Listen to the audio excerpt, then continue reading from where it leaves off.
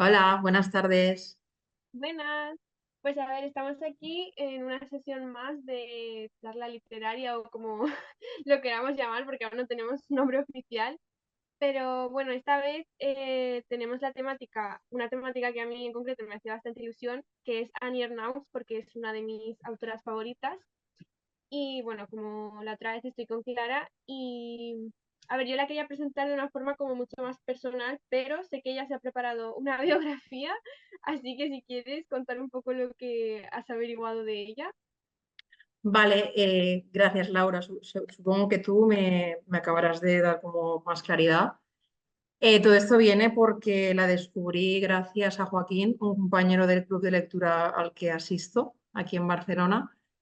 Y bueno, el club se llama Temps Perdut por Proust y En busca del tiempo perdido, somos así de frikis. Y bueno, había muchas ganas de presentar a esta autora Annie Knox, entonces, con el acontecimiento, que es la única obra que de momento he podido leer, pues la presento, ¿vale? Y con muchas ganas de seguir compartiendo. Brevemente, Annie Knox nació en 1940 en Lillebonne, Francia. Por tanto, es una escritora francesa, catedrática y profesora de letras modernas, ganadora del Premio Nobel de Literatura en 2022, concretamente con esta obra, El acontecimiento.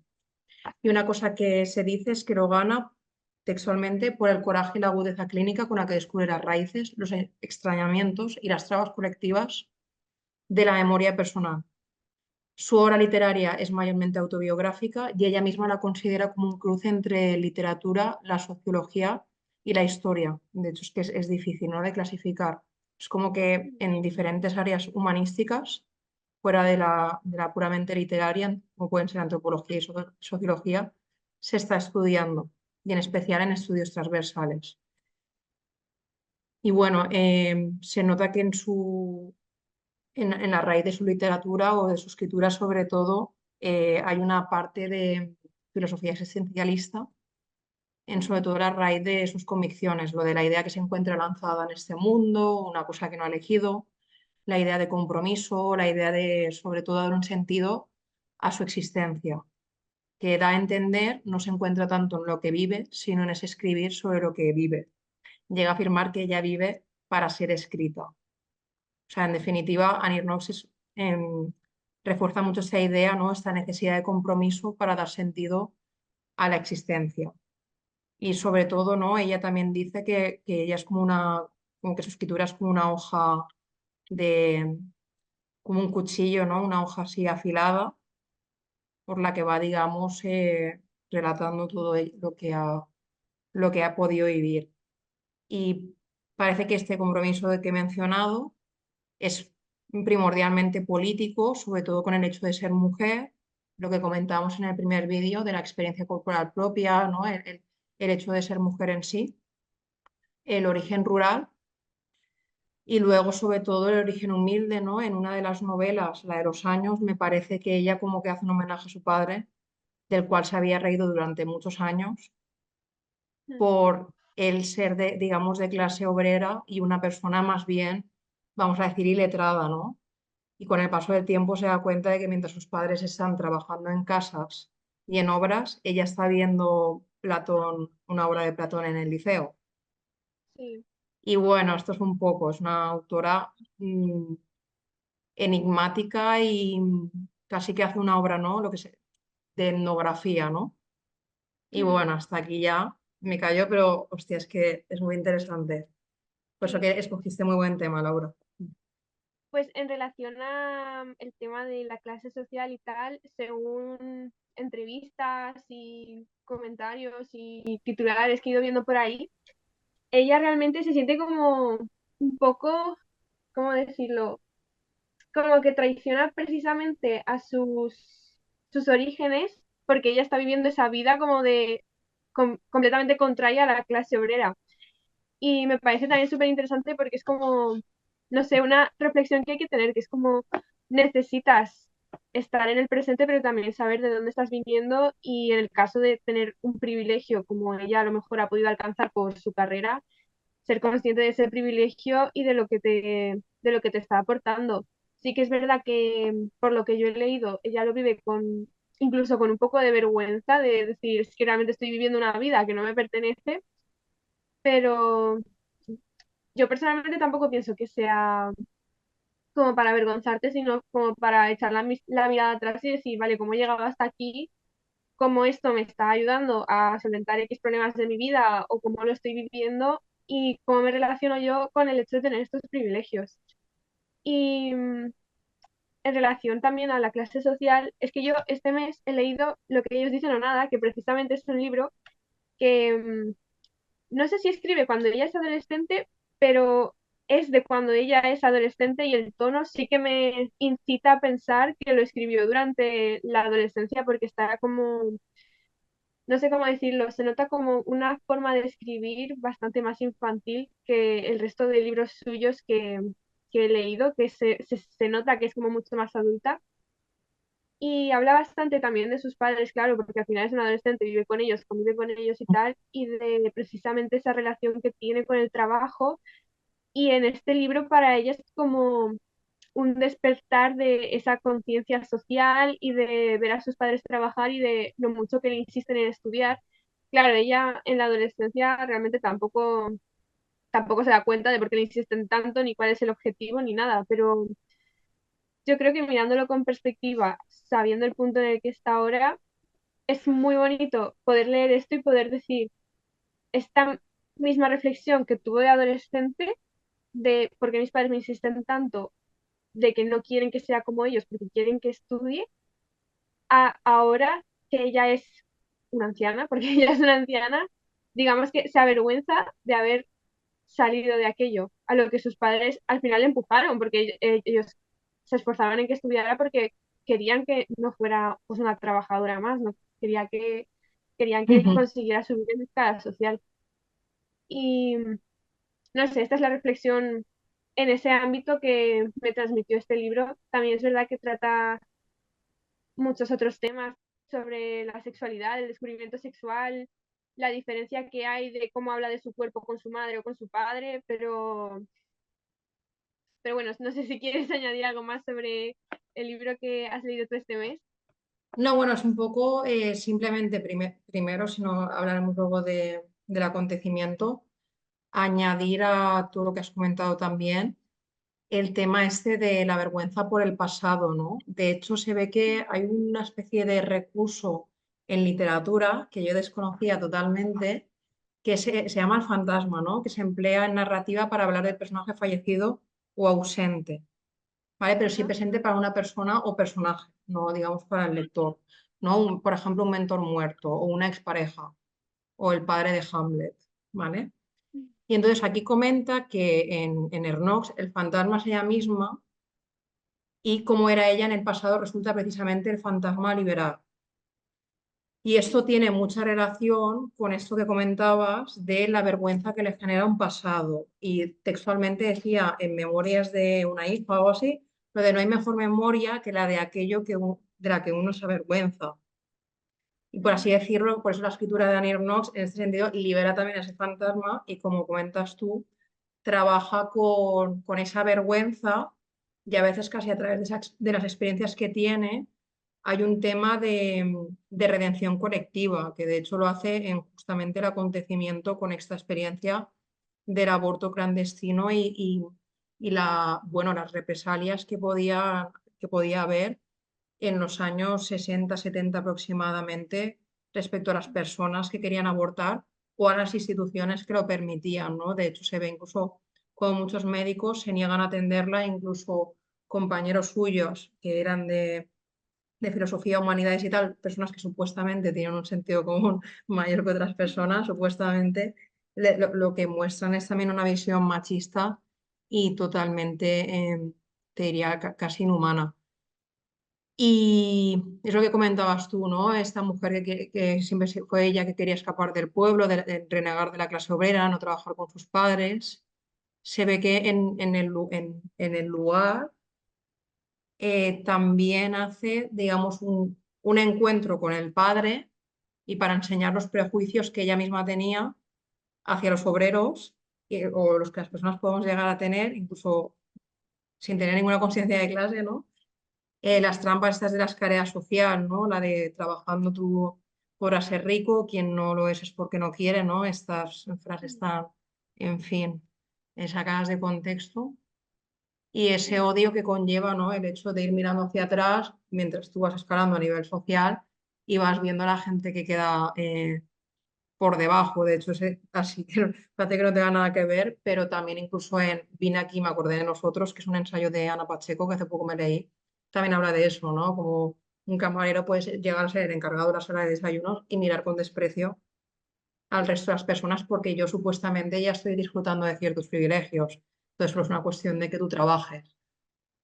Entonces, sí que me parece muy importante esto del fantasma y de ese trato que tú me comentas tanto con el padre como con la madre, ¿no? Esta cosa de mientras ellos se sacrifican, ella tiene una vida de ensueño, que eso también trasladado a lo mejor a mi experiencia personal, no sé la tuya, también de alguna manera me recuerda, ¿no? Que digo, si yo estoy aquí manteniendo esta conversación, habiéndome podido comprar este libro y habiendo podido hacer ciertos estudios, es gracias a mis padres, que han tenido que sacrificar mucho, mucho de sí mismos y desde muy pequeños, de hecho, ¿no? Que ya está la cultura del trabajo como muy instaurada y yo ahí también, ¿no? Como que lo pensaba. Entonces, bueno, ya te digo, por la otra pregunta que me hacías y ya voy como cerrando un poco en el acontecimiento, ¿no? Hace esa cosa de su cuerpo, su propio cuerpo, ¿no? Que de alguna manera trascienda la experiencia y a través de un lenguaje como muy concreto, o sea, es que prácticamente no sé si hay metáforas, es un lenguaje tan concreto y de experiencias tan controvertidas, claro, es que pensando en cuándo se escribió, porque este libro ya se publica un poco más tarde, pero vamos, el contexto es de los años 60 aproximadamente. Mira, el acontecimiento, eso sí que se me escapa, eh, está publicado, a ver, el libro, a ver, me has dejado loca, de tanta ya info. Sí, marzo del 2000, 14 de marzo del 2000. Ostras, ¿no? También qué duro el haber, supongo, almacenado esta experiencia en su cabeza durante tanto tiempo. Esto es una cosa que suele pasar con víctimas de una agresión sexual, ¿no? El pensar, hostia, qué duro tiene que haber sido el haber guardado este secreto durante 20 años, ¿no? Que dicen, hostia, ¿no? Esta cosa que siempre sale de, ahora lo dice.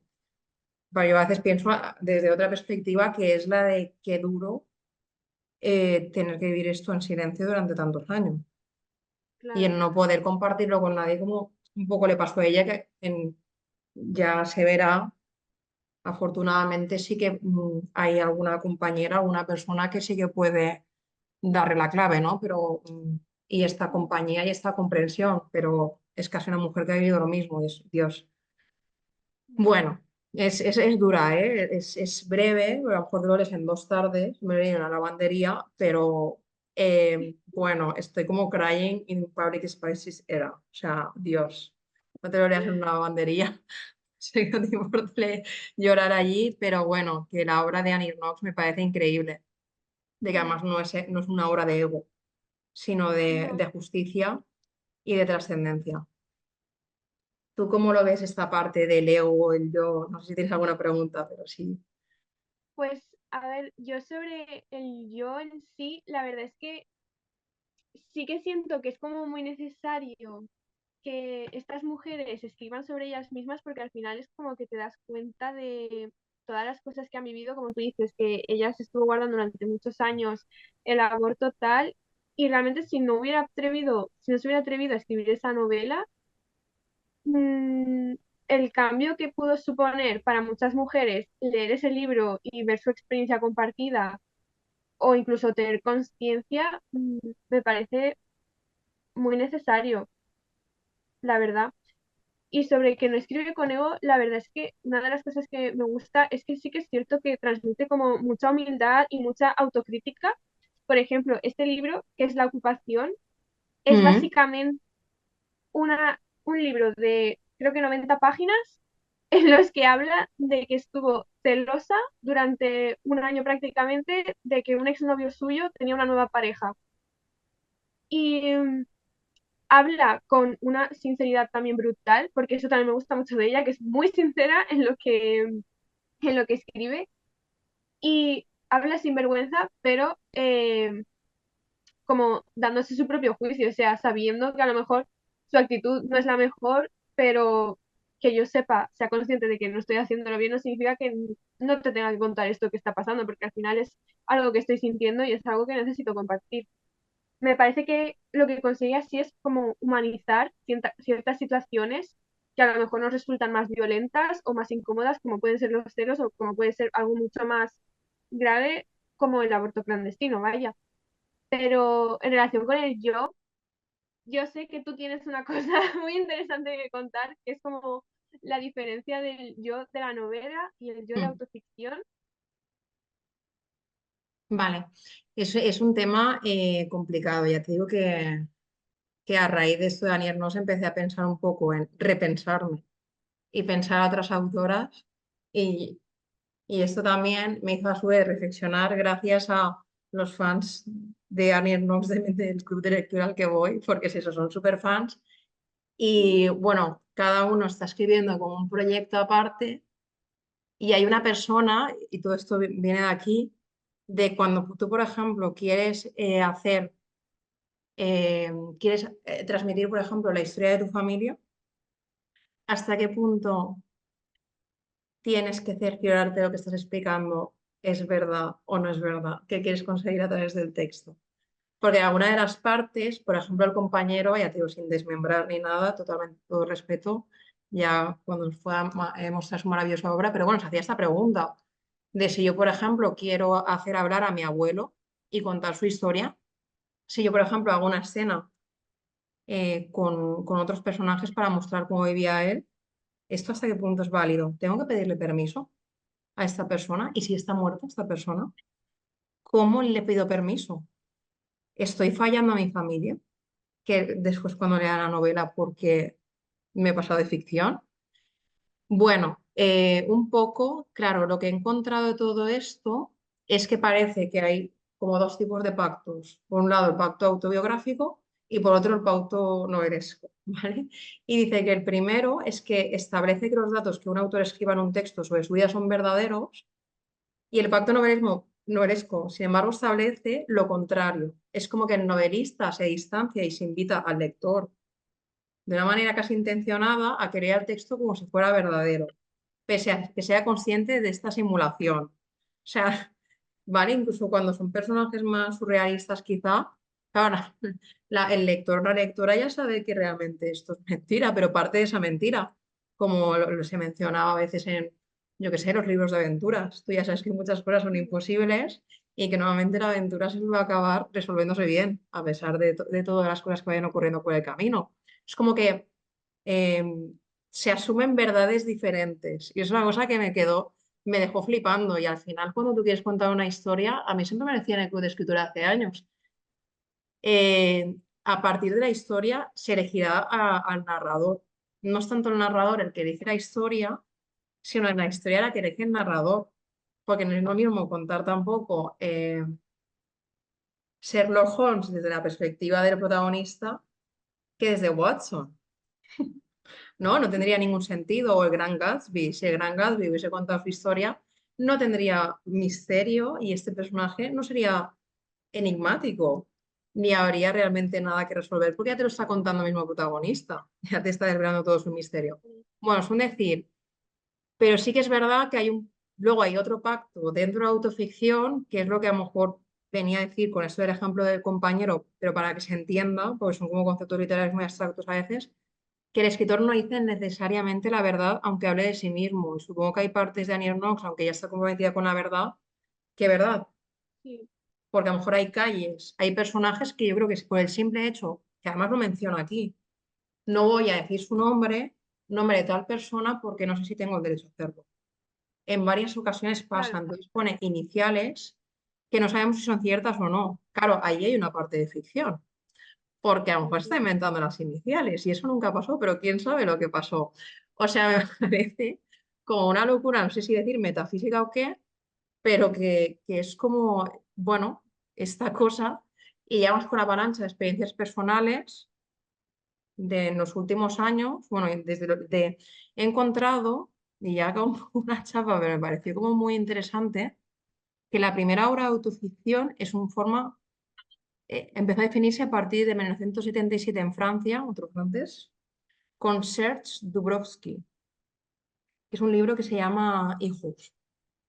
Y era como Hijos. decía, ficción de acontecimientos y de hechos estrictamente reales. Mm, Entonces, bueno, es eso, ¿eh? A mí me parece que aquí hay mucho juego. Y sí que es verdad que creo que depende mucho del compromiso que se quiera adquirir o de la intencionalidad que tenga tu escritura. Que yo creo sí, que tanto en un pacto autobiográfico como uno más novelesco nos puede funcionar. Novelesco, no sé, mira ahí el Quijote, ¿vale? Que es un mm, personaje que no existió y que parte de un delirio de promesa, llevándonos a todos mm, hasta la locura, pero que es eso, no sé, yo creo que depende un poco de los pactos. En el caso de Annie Ernaux, yo creo que también no sé si es la cuestión identitaria con la de clase y esa búsqueda que ella tiene a nivel filosófico, porque estamos hablando de una persona, ¿no? Muy consciente de sí misma, por lo que se desprende. mm. Pues Y me... sí, Sí, sí, eso es. termina, No, perdona. eso es lo que decía, la búsqueda, ¿no? Que yo supongo que esa parte del yo, pues va un poco con la búsqueda o intención. Esto es. Mm. Nada, lo que yo quería decir es que a mí con este tipo de autores que hacen autoficción me gusta como intentar completar su vida a través de lo que yo voy leyendo de sus novelas y porque es como que voy como adquiriendo cachos de lo que ellos han vivido. También por eso puede ser que tú me has dicho, yo he visto su biografía. Yo la verdad nunca he querido leer la biografía de Annie Ernaux, pero porque siento que eso, quiero como ir completando los pedazos a medida que vaya leyéndola, aunque tampoco me había planteado tanto como me acabas de hacer ver que no siempre, por mucho que hable de ella, todo lo que está diciendo es real. Quizás el libro este, por ejemplo, de los celos, a lo mejor ni siquiera se puso celosa, quizás todo fue imaginación y descubrió que su ex tenía una nueva novia y dijo, ostras, pues podría explotar este tema. Pero en este libro, por ejemplo, también utiliza las iniciales para referirse a él y a la vez hace Mm, descripciones muy concretas.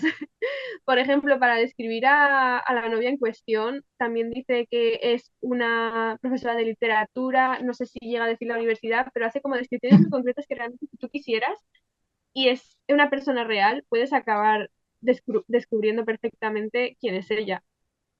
Pero también supongo que eso igual es un poco a juicio del lector querer saber hasta qué punto todo lo que estás leyendo es real, qué no es real, hasta qué punto quieres pensar que es real.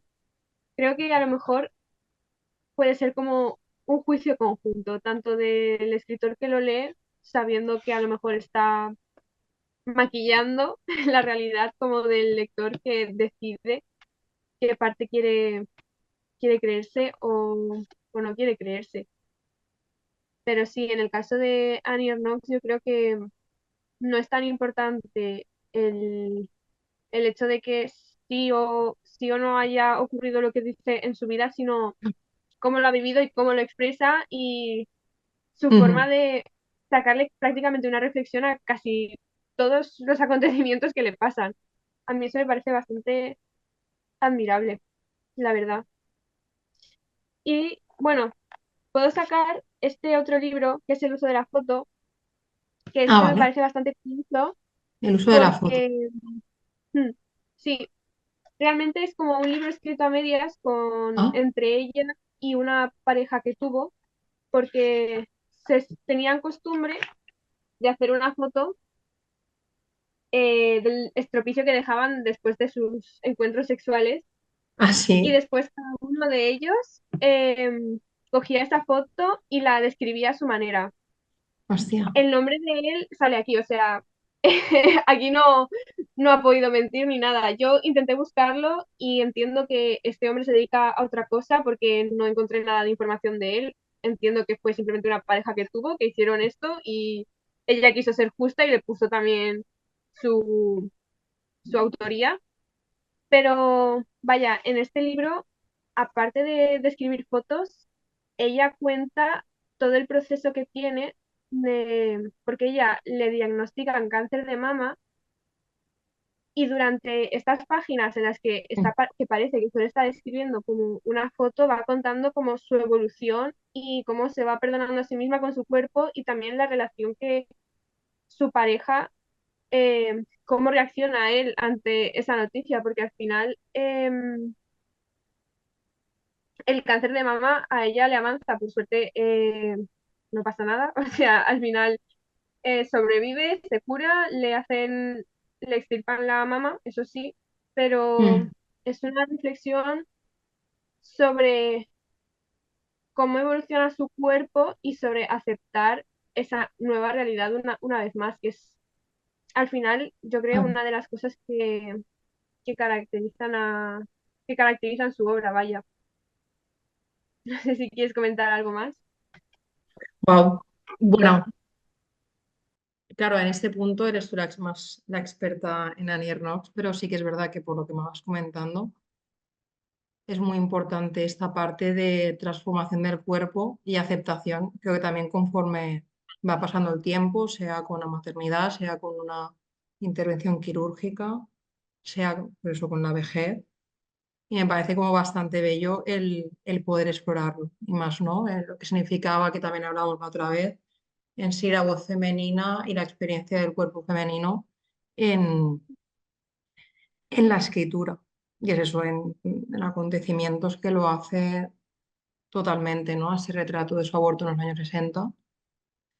Y además un libro que tal cual se mencionaba en una de las fuentes que conseguí por aquí, que era que el libro tal cual, duele, que hace sudar y sufrir. Más eso con la precisión con que explica todo. Es eso, ¿no? Que de alguna manera también traslada esa, esa experimentación del cuerpo a las sensaciones que transmite a los lectores. Yo creo que para ello yo creo que hay que tener una escritura muy lúcida y ella la tiene totalmente, ¿no? Es brillante, inteligente y conmueve y no le hacen falta de ningún efecto especial para conseguirlo. O sea, a mí eso me parece como el triunfo máximo de un escritor o de los mayores triunfos, ¿no? El hecho de ser tan concreta y no necesitar más florituras, todo sea tal cual. Te lo digo yo, que soy todo lo contrario, que soy una barroca y me encanta el juego con la palabra y crear deformidades y efectos extraños, ¿no? Tipo esperpento. Pero a mí me parece que pues eso decías tú, que ante esa maduración de la escritura, por eso se ha visto la maduración del cuerpo y a través del tiempo, esa precisión, supongo, ¿no? Porque a lo mejor de jóvenes no tenemos tanto esa voz tan clara y concisa para hablar de ciertas cosas que nos han pasado. De hecho, me ha hecho pensar, ¿no? También en experiencias que he vivido, que en muchas ocasiones he querido escribir de ellas, pero siempre estaba esa cosa del el paso del tiempo, cómo ha erosionado esos recuerdos y también mi Mm. forma de verlo, aunque sí que podría servir como una reconciliación, ¿no? Pero bueno, aquí no sé hasta qué punto, ¿no? Una autobiografía también puede ser terapia, no terapia, hasta encuentro con el cuerpo. Bueno, otra es la búsqueda, Sí, pero una eso. Mm. más.